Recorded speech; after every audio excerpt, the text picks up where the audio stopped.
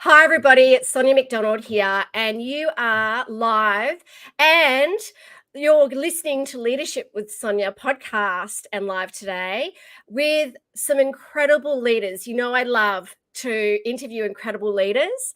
And there was supposed to be someone else on this incredible live and podcast, but unfortunately, he couldn't join us. And he is the CEO of 8 Squad. But I have got the amazing, remarkable, just as amazing and remarkable, if not more amazing and remarkable, because I have a soft spot for CPOs, Chief People Officers, because I used to be one, and I know how amazing CPOs are. And this person and leader that I'm interviewing today is incredible.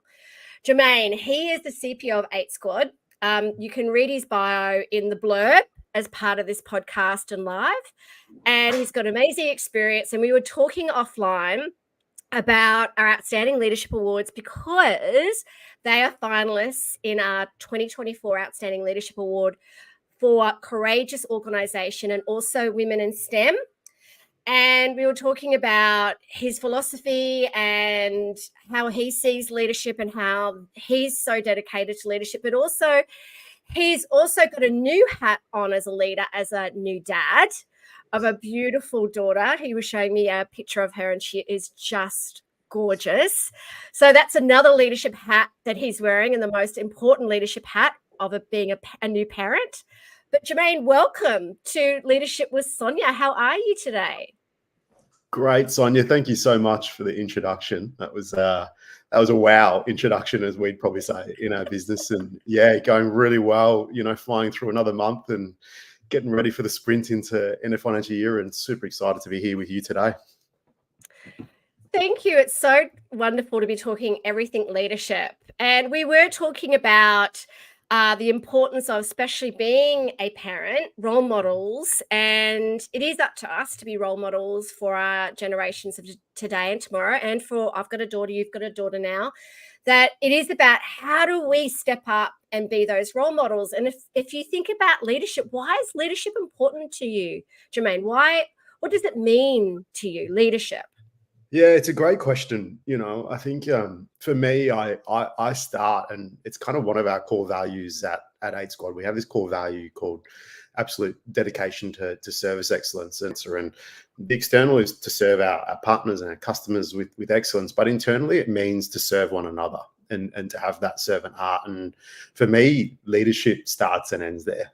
I think if you want to be a leader in any place, business, community, sport, music, etc., I think that servant heart is such a critical aspect of it, because I think that's what connects people, and it's that authenticity when people have that willingness to meet someone where they're at and with that servant heart.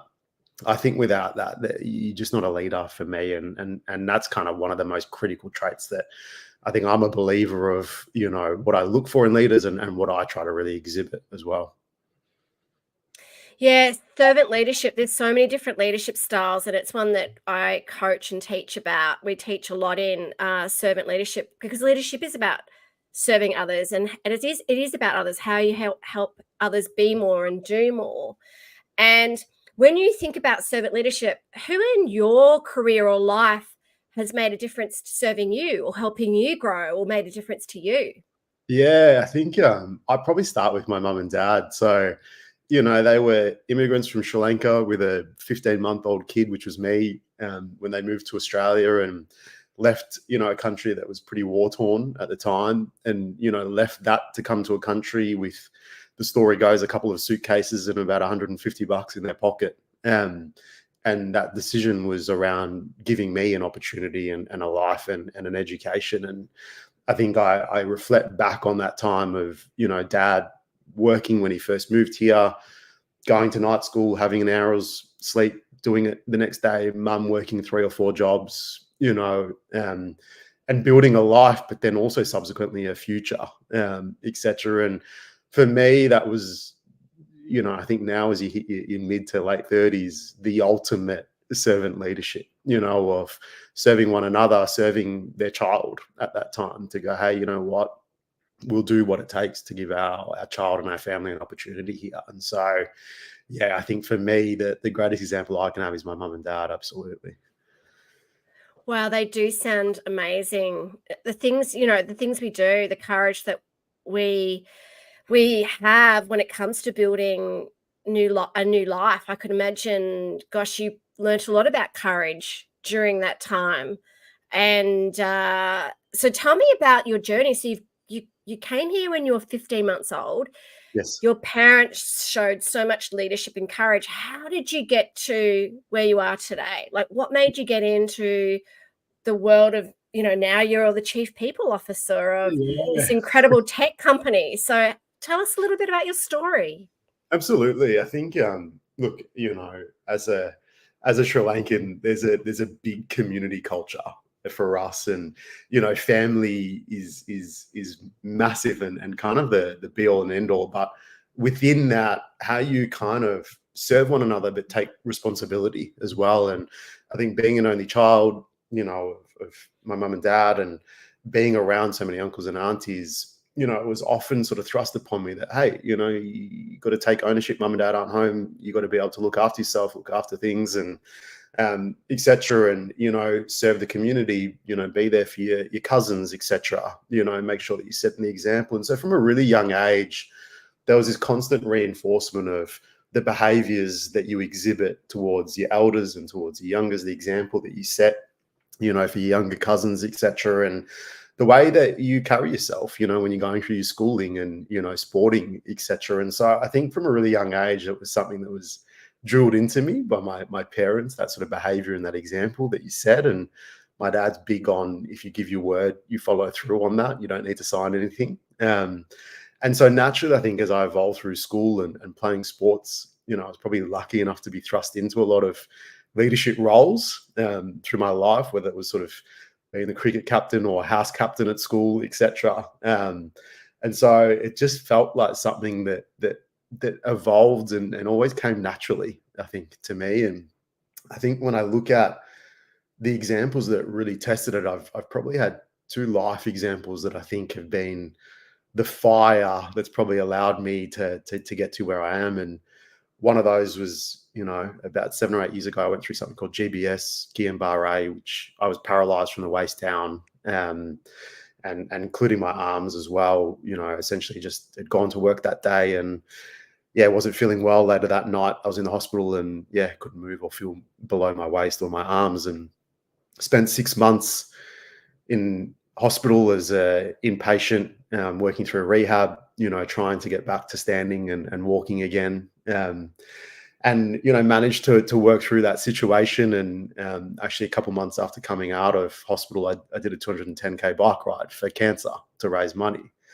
And I think it was a real test of faith, confidence in yourself when you're getting messages from doctors going, hey, you know what, we don't know what could happen. We definitely think we can get you back to walking, but you may not play sport again. You may not run again. You may not do those things again as a 27-year-old. And I think, when you put through those situations, Sonia, I think you're really tested to your core around what's your belief system, and what are your practices that enable you to navigate through these things physically, emotionally, and mentally, but not just navigate, come out the other end as well, right? And come out the other end with still a belief system that, I'm not going to be limited by this. So that was, for me, one of the big tests. And at 8 Squad, something that Frank could have talked to. This is sort of 18 months into our journey. I was diagnosed with cancer here at 8 Squad, in my journey at 8 Squad. And went through 6 cycles of chemo and a stem cell transplant. And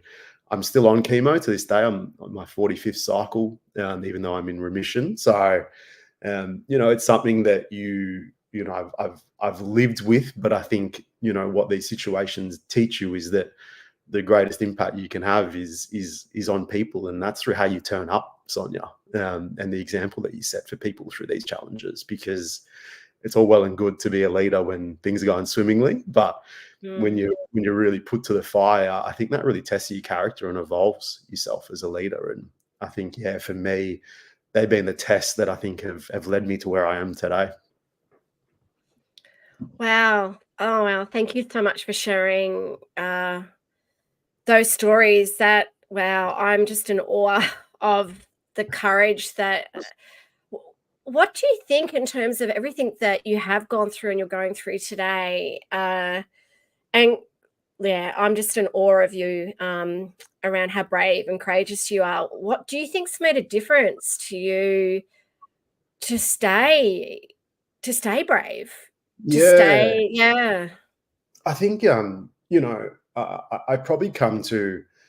I think we all need something that anchors us, Sonia. And I'm not here to say what that is necessarily, but I think for me, my faith for myself and my wife and my family as a Christian is something that has been a really strong anchor point, I think, through those challenges. And I think through that community around you that rallies around, I think as humans, we're so in need of that connection and relationship with humans. And I think, when you kind of go through history and you look at modern time, I think we kind of miss that community, feel of that village and, really getting around each other as neighbors and, providing food or whatever it is. And I know living in Phillip Island, when I was sick, I had people drop food off at our door for about 9 months, people that I'd never even met in the community.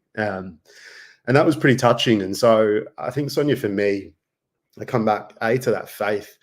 I think B, something that we've developed at 8 Squad, and it would have been fantastic to have Frank here talk to it, but we have our adaptive human framework program, and it's something that we leverage from Frank's neurophysics business that he used to run in Sydney. And so he used to run this for patients that have come out of PTSD from accidents, etc. Sonia, and what we've really focused on is building this system, building this program across 3 systems: knowledge, embodiment, and belief. And I think, especially going through this cancer journey, being able to have, adaptive human framework program and building that knowledge of how does nutrition, how does posture, how does movement, how does sleep, how do these different foundational systems impact me? And what can I test as I'm going through this most severe treatment that's supporting me to not just cope with the treatment, but still turn up to work, and I still worked full time while I was going through the chemo. And I think for me, that adaptive human framework program was a really critical part in developing my ability to build practices that sustained me, Sonia, through that, and still sustain me as I'm going through a lighter dose of chemo now. So yeah, I think I probably balance between my faith component and that program that we've developed in this business.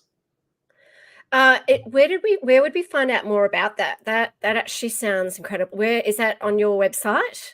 Yeah, so look, we have a little bit of detail on the website, but it is something that we are now kind of releasing to customers. We're actually sort of in conversation with Salesforce around potentially releasing it to their staff as well now, as a development program. And so for anyone who's interested, please come and have a chat to us. We'd love to take you through kind of what we've developed here as a program. It's very much focused on how we develop high performance, but how we do that sustainably, Sonia, because I think the problem that Frank and I think really kind of recognized before we launched 8 Squad is, and I think, Sonia, you're super aware of this, having come from, a similar background, is there is a problem that exists in corporate, and that problem is human erosion.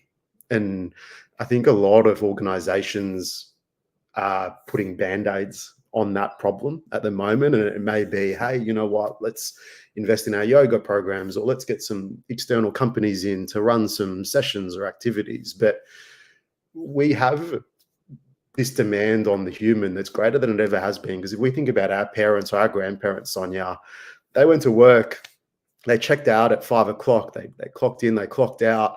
They didn't have a laptop. They didn't have mobile phones bugging them at home. There wasn't emails coming through to them. There's no social media. And so there was this real disconnect between work and family time. But now, as I think professional workers in corporate, the demand on us is incessant, where we're constantly connected to technology. And so, when you look at some of the health problems that we're facing record levels of mental health. We're facing record levels of physical health issues. And so I think as organizations, we've got to recognize that we hold people in our businesses 5 days a week, and we have a responsibility to make sure that they're educated around what they're Mm. doing and how that's impacting them, not just in work, Sonia, but more importantly as humans. And I don't think we can disconnect the two anymore, right?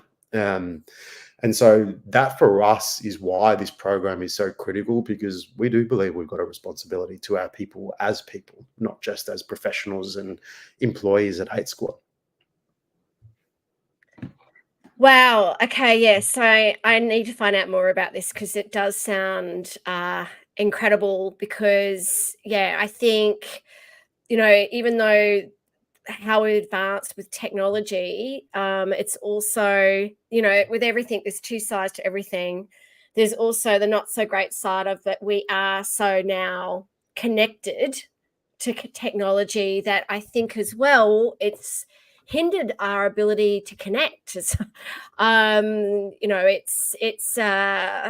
I talk about this a lot. Courage and community is, I think, and it was interesting. I was talking, I can't remember, it was an amazing person a few weeks ago around what do you think is the biggest gap for leaders or people today? And we were talking mostly around that leadership space, around the ability for us to truly connect with one another. We've lost that ability to truly connect and listen and serve each other. And I think we need to come back to that. We need to, and how do we use technology to really enhance that human connection and that human servant leadership? And when you and I were talking offline about the leadership awards, it was about showcasing greater role models and getting people connecting and sharing and helping and serving each other. So yeah, I'm sure anyone listening or watching this would love to know more about what you're doing there at 8 Squad, because it does sound incredible. And so for me, and there's a couple of questions from that I want to ask, but first of all, I do want to ask, tell me more about 8 Squad, and then also what do you think makes a great leader? But tell me a little bit more about 8 Squad.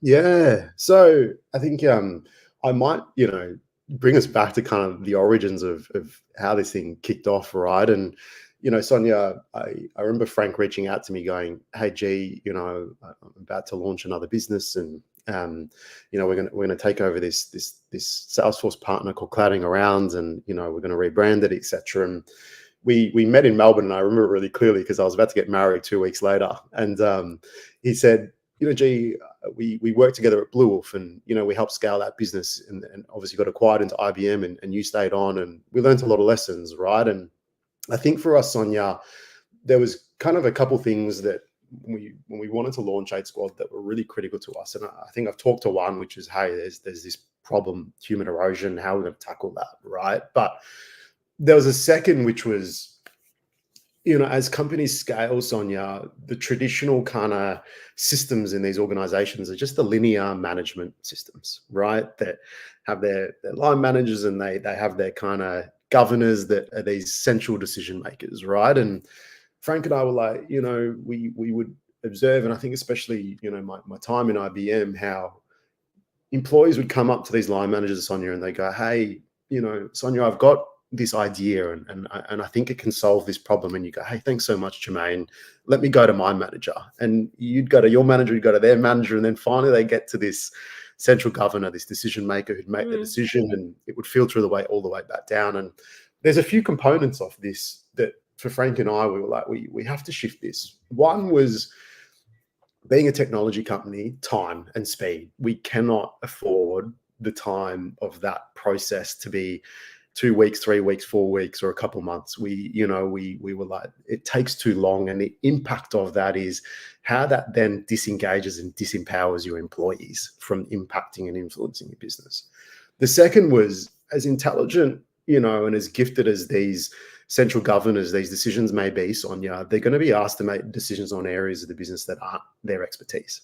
And so that was kind of a secondary impact for us that we really recognized. And so we decided to pursue this model and framework called holacracy. It's kind of not commonly known, in the country. There's probably only a handful of businesses that are using it in Australia. But what it kind of works on is this idea of decentralized decision making through circles, Sonia. And the idea is that circles have very clear domains of authority. So if we think about a people circle, for example, you'd have domains of authority around recruitment, visas, HR policies, etc. And that circle then would have, a circle lead who gets given ultimate decision making over those domains that sit there. And then there's a bunch of people who perform roles. So while you might have a HR consultant or a people and culture consultant as a job title, Sonia, there's about 20 different roles within that job title. Yeah. And so what Holacracy does is it actually captures those granular level roles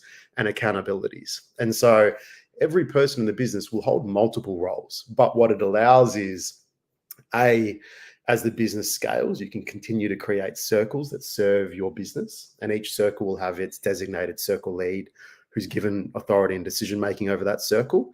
And so the title CEO or CPO, they don't exist in Holacracy. And so I have no authority to overrule any other circle and the decision-making process they have. And so it really decentralizes that decision-making.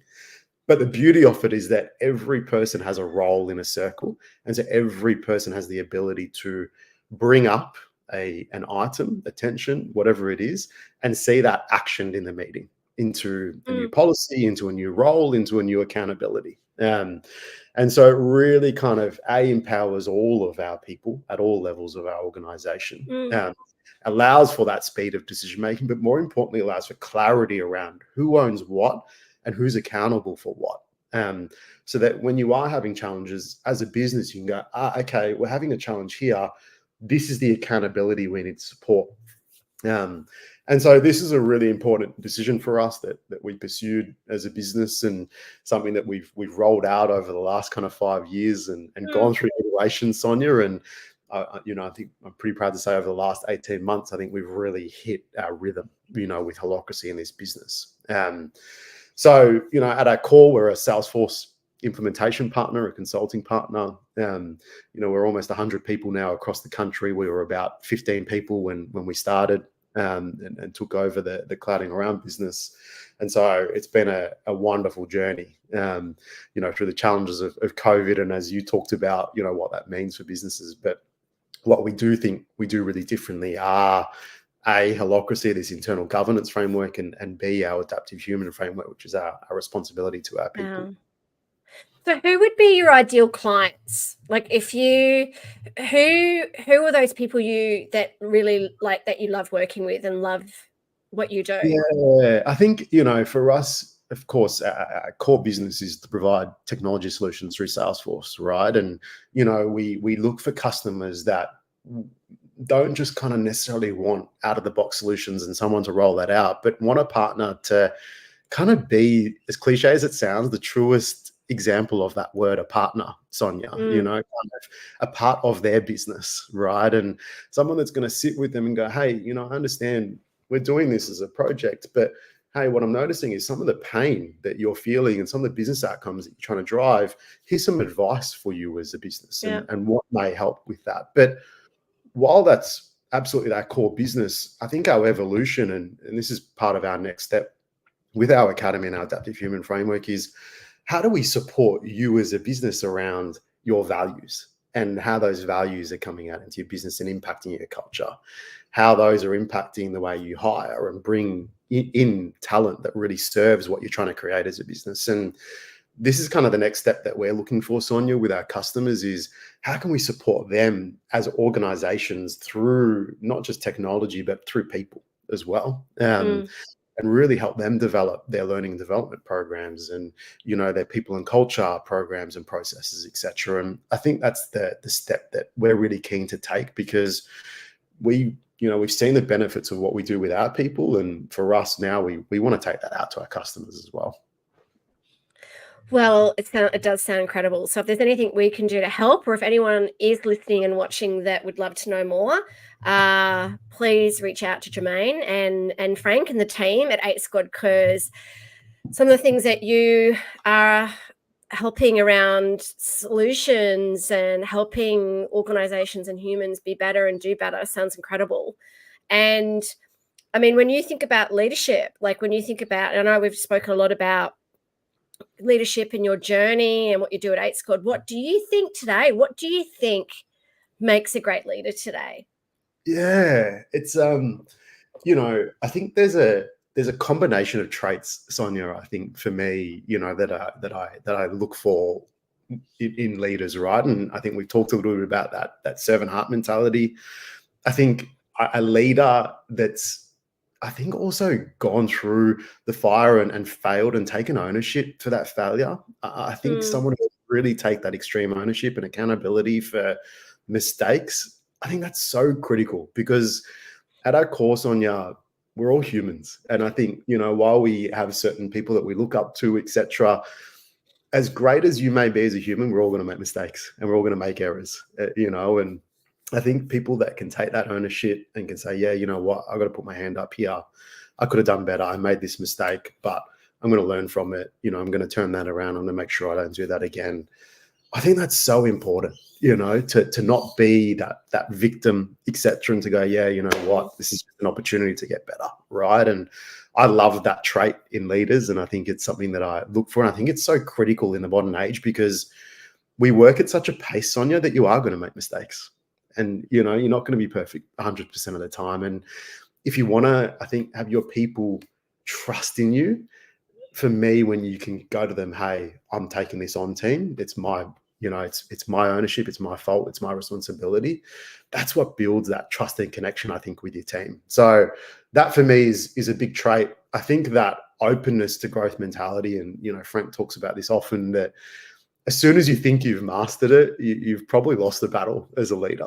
Because I don't think you ever master the challenges as a leader. I think you're constantly learning and evolving. And so having that growth mentality and that openness to, yeah, I've gone about it this way, but you make an interesting point. Let's debate that. Let's unpack that, right? Can there be pivots here? And so I think that growth mentality for me as well is critical. And I think more than ever, and you made this point, Sonia, around we're at this extreme now where people are either completely working from home or hybrid working from home, etc. And so your ability to impact people as humans, and what I mean by that is have knowledge of, hey, you know what, I've got this individual who's struggling. What are the signals that are helping me understand what this person's going through and what support they need?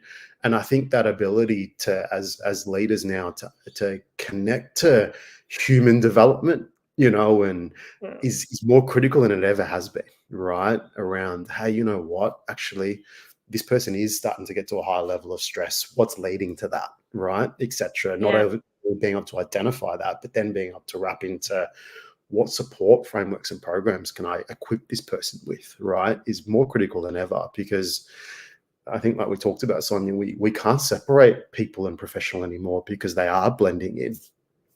Yeah, absolutely. And it is about I use the word, and I wrote a blog about, a newsletter about it a few weeks ago, and it got a lot of comments around leadership and love. And it was based on a conversation I had with this incredible CPO who was talking to me about her views on leadership. We had coffee, and it was so wonderful to connect with her. She's CPO of a very, very big global company, and she talked about she uses love all the time. And she said the partners see her coming and they go, oh no, don't use this love stuff with me.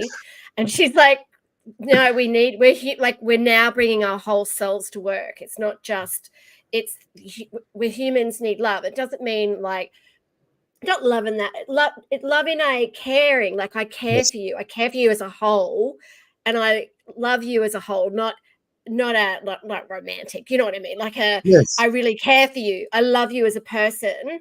And hey, like children, sometimes our children, we go, at the moment, I don't particularly like you at the moment. I'm always going to love you. But that's like, the thing is, we've got to care for the people around us. And it is about, I think, more than ever before. And I think our future generations want that. They're looking for that. And so I'm going to ask you the big question, because I love what you think makes a great leader. What's been a mistake you have made? Like, what's been a mistake you have made because I do believe in that. I believe that you have to be able to show, be vulnerable and make mistakes that you've learnt something from. Are you willing to share? Yeah, no, thank you, Sonia. I think, honestly, I think I probably alluded to it, a little bit, but I'll probably talk to the early days of Aid Squad, right? And when we decided to pursue holacracy, I think like a lot of leaders, you look at these frameworks, these systems, these programs, and you go, I can do that better, right? Yeah. And so we looked at it, and we kind of built our hybrid model of holacracy initially as kind of our phase one launch in this business, Sonia. And we pursued what we called squads at the time, and we kind of structured it a bit differently. And it worked to a certain point. It kind of got us from the 15 people up to sort of 25, 30, 35, and then we started to get to 40, and we're like, oh man, this thing, it's really breaking, right? And Yeah. it was a really humbling experience to go, you know what, sometimes you don't know better and you can't do it better than these companies that have created these frameworks and these programs. And it was a really humbling experience. And, we had to come back and go, you know what, like, got to put a hand up. No, we didn't know better. We got it wrong. Like, because it actually wasn't the way we had kind of adjusted it. It wasn't going to help us scale into the 60, Yeah. 80 people. And so, we went back to Holacracy 1 and we said, no, guys, we're all in. We're doing this 110%. The way that it was built, the way that it was meant, you guys have put a ton of time and effort into this. And we had them come out and support us with the rollout, and we used Glassfrog as their program, etc. And that for me was a really, it was a failure. Like, there's no two ways around it, because the original intent was, hey, this is going to help us scale to 100. It only helped us scale to 35, 40 before it started cracking. And so that for me was a learn around, hey, you know what? Sometimes when you think that you can do something better, just take that moment to actually check your ego a little bit and go, actually, hold on. These people here, they've been doing it for about 10 or 15 years. Maybe just take a little bit of extra time with them, right? To understand. So, yeah, I think for me in this journey, that was a really big learn. I think the second one for me, and I don't know if it's a failure, but it definitely has been a big learn, Sonia. And I think you and I could probably spend a lot of time talking about this. But going through my career, there's this hot topic of culture, and I think it comes up so much, in organizations and in podcasts. And with culture, there's this other word, diversity, that comes up, and they seem to come up a lot, right?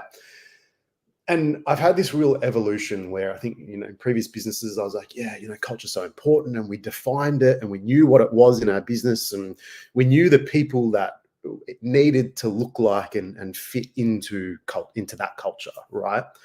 But I think coming to Aid Squad, and it's been a real pivot for me, Sonia, and a real learn, is that actually culture for us, we've landed in this spot that should actually never be defined, because we never want to exclude people based on culture. And the reason that we say that, Sonia, is that we have our values, and yes, we will exclude people on our values, but we will never exclude on culture, because true diversity means that actually if I'm interviewing someone, Sonia, I might not necessarily connect with them or have that vibe or that personality, bouncing around, but it doesn't mean that person doesn't have value for your business, because what you got to come to is, does this person have skills that are valuable for the role that we're looking for? Do they align to the values? And that's all you need to tick off, because then as each person comes in, and if we think of culture as this big melting pot, each person comes in, that culture pot should continually evolve and change. And for me, that's true diversity then, because you got a bunch of people that are going to have very different thought processes, experiences, skills. And that's going to cause that tension rub, because they don't necessarily vibe with each other. But that's diversity in your business. And that's where you're going to get creativity and innovation in your business, right? Is through that tension rub. Because then what you're still getting people to adhere to is values. Guys, we still, are we before me. We're still chasing personal mastery. We're still serving one another, right? But it's okay to debate and to have this tension rub. And I think that's been another really big learn for me in my people journey, Sonia, is how to look at culture and diversity a little bit differently. And I think it's a common misconception out there that, oh yeah, we've got this culture and it looks like this, but actually if you're saying that people need to fit this, then you don't have diversity, Sonia, anymore, right? Yeah.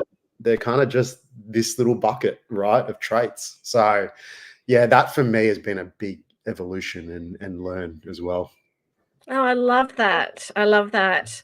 Yeah, I'm a big one around values alignment, which I'll talk to you about another time offline about how passionate I am around that, around hiring people. Yeah, definitely for skills and attitude and values alignment. But sometimes it's great. Is not, I remember one of my greatest hires, or someone that I brought on board, a number of years ago. She didn't tick all the boxes of what I needed with the skills, but she had this values alignment to Leadership HQ and this great attitude. And I thought, you know what, I could teach her. Like, she ticks a lot of the boxes, but you know what, her values alignment means a lot more, and she's ended up being an absolute star. So Yeah. it's I love those learnings. So I could talk to you forever about so many things, but I would love to know just a couple of final things. Yes. So thank you for you were showing me a picture of your darling daughter.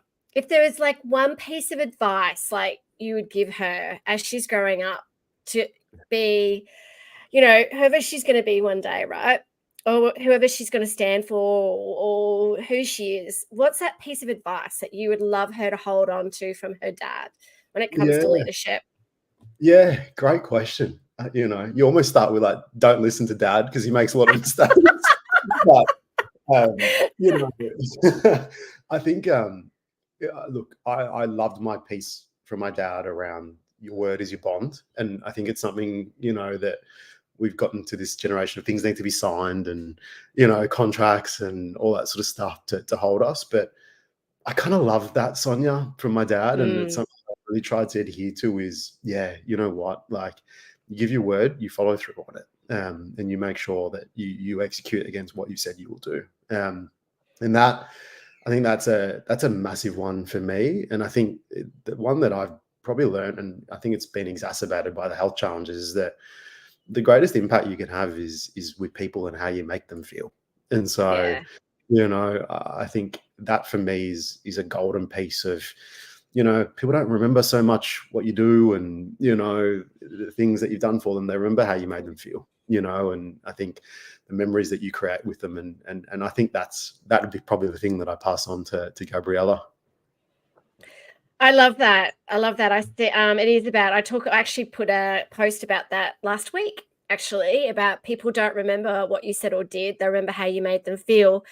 And it was around poor leadership.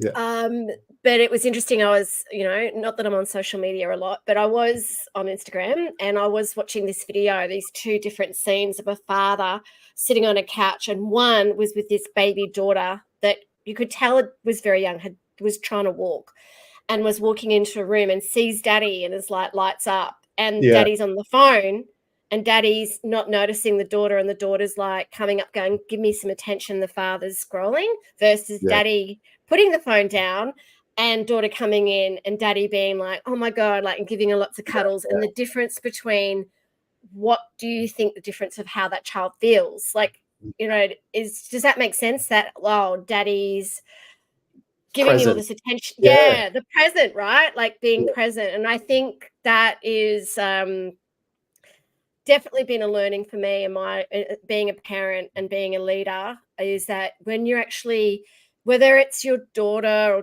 or even someone at work, that they're going to remember how you made them feel. Are you Yeah. caring and listening and showing that connection and love, or are you on your phone, just hurry up, Yeah. that being present is the greatest gift. So if you can, I think that's a great point, Huge. Germaine. Yeah. Yeah. And I think even more so in business now, Sonia, right? Like, because we are virtual so much of the time. And so you're getting, whether you've got Slack or another direct messaging platform, or you've got notifications coming to Yeah. the top right-hand corner of your screen and emails coming through, your phone going off. When you are on video calls, staying present with the people on that call it's huge, right? For you people to feel like, oh my goodness, this person's respecting my time, and they're really here for me, to your point, to listen, to what I've got to say, etc., and not distracted doing other work or responding to other messages, etc. So I love that, Sonia. I think it's great.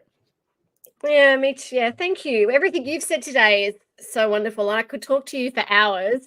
But it's so wonderful to see the incredible work you're doing and seeing your incredible journey, your courage. You're an inspiration to me, and I know lots of people that are listening and watching. And also congratulations for being finalists in our Outstanding Leadership Awards, because I can see in spades that you are such an incredible organisation and incredible leaders within your organisation. So thank you for being wonderful role models.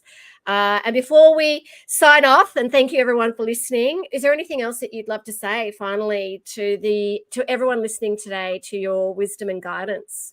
Oh, thank you, Sonia. I think, look, thank you for, giving us the privilege and honor to have a voice out there with you. And I think thank you for the work that you're doing and the awards that you're creating. I know we talked about this before we launched, but, we really loved the uniqueness of the awards you're creating. And, for us, it was the first time as a people-based team we decided to pursue awards because of the uniqueness of them. Yes, most courageous organization and team, and, the descriptors in there of how you're representing your values and kindness. And that meant a lot to us as a business, because it's what means a lot to us in this business. So we think you're doing a fabulous job with what you're trying to represent out there. And so we'd really encourage people, get around this, support Sonia and the team at Leadership HQ. And we're looking forward to a wonderful night of getting to meet plenty of people up in Sydney in a couple of weeks. Yes, we are as well. And it's just wonderful. As I mentioned, the reason why we put this platform is to celebrate and showcase and lift great role models and leaders and organizations, so our generations of today and tomorrow have hope and have these great role models, because we're not getting them on our social media feeds or through news. And if we have this platform where we're able to showcase, great leaders like yourself, and it's wonderful to see you as finalists. And I can't wait, and we can't wait to see how your journey keeps moving forward. And if there's anything we can do to help you as well, please let us know, because we'll do anything to help someone else succeed. So thank you so much for being on the podcast and live today. And amazing to talk to you. Thank you, Sonia. Really appreciate it. And a little shout out to our 8 Squad team, because we're not here without them. So they're the true heroes that make this happen. So thank you for having us. Thank you for having me, Sonia. Anytime. You're more than welcome to come on another live or podcast again. But shout out to 8 Squad, and make sure you check out their work at 8 Squad. So if they were to contact you, we can contact you through obviously LinkedIn, but also your website, which is... So our website, you can jump on Google, just type in 8 Squad. But if you want the direct link, I'm actually just typing it in myself now to get you the direct link. Okay, great. But it's 8squad.com.au. So it's the number 8 and squad.com.au. Excellent. Thank you so much. And I'll make sure I repost that as well. And thank you again, Germaine. And always, everybody, stay kind and stay courageous. Thank you. Thanks, Sonia.